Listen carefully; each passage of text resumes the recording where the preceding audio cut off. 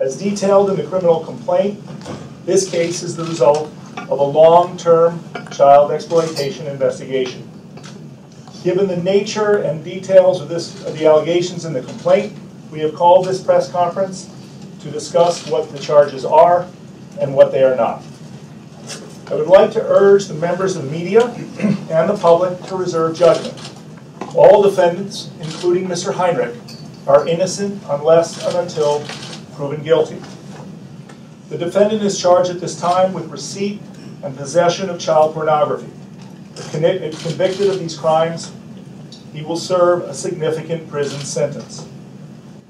As alleged in the criminal complaint, there is also recently discovered DNA evidence connecting Mr. Heinrich to the sexual assault of a young boy in January of 1989 near Cold Spring, Minnesota.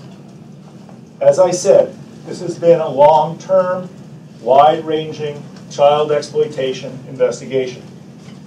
The investigative team has been working diligently. Their commitment to justice is highly professional and unrelenting. Mr. Heinrich has been interviewed by investigators about the 1989 disappearance of Jacob Wetterling. Let me be very clear.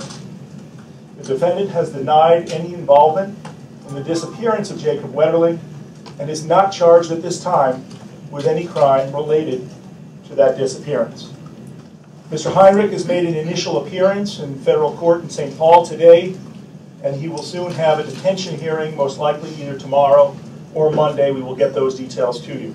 Given the nature of these charges, and as a result of similarities between the abduction of Jacob Wetterling, a number of unsolved sexual assaults in central Minnesota dating back to the 1980s, and the alleged criminal actions by Danny Heinrich, we consider him to be a person of interest in the Wetterling abduction. Working jointly with the Stearns County Sheriff's Office and the Minnesota Bureau of Criminal Apprehension, the FBI is continuing this investigation into the Jacob Wetterling matter.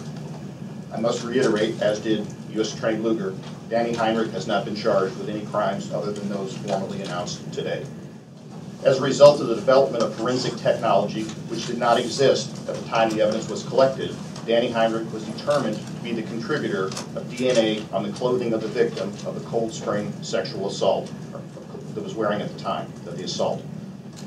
This evidence, along with other facts developed during the course of the cold case review, served as the basis for the search warrant of Danny Heinrich's residence in July of this year. During the execution of this search warrant, and as set forth in the complaint, evidence of child pornography was discovered at his residence. The discovery of child pornography and the subsequent investigation is the basis for the charges against Danny Heinrich today. I would strongly encourage anyone with knowledge of Danny Heinrich's activities during the late 1980s or early 1990s to make contact with our investigators. Even if you don't believe your information is pertinent or relevant, please let our investigators make that determination.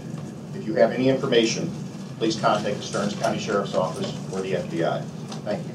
The Wetterling family would like to say that they are so grateful for the prayers, the support, and the hope that has been shared in our search for Jacob and in our search for answers. Who took Jacob? Where is he? What happened? Today, the family asks for a little time. We will be available for comment next week, but ask for some space at this point of time. We have no further comment. With hope, Patty and Jerry Wetterling.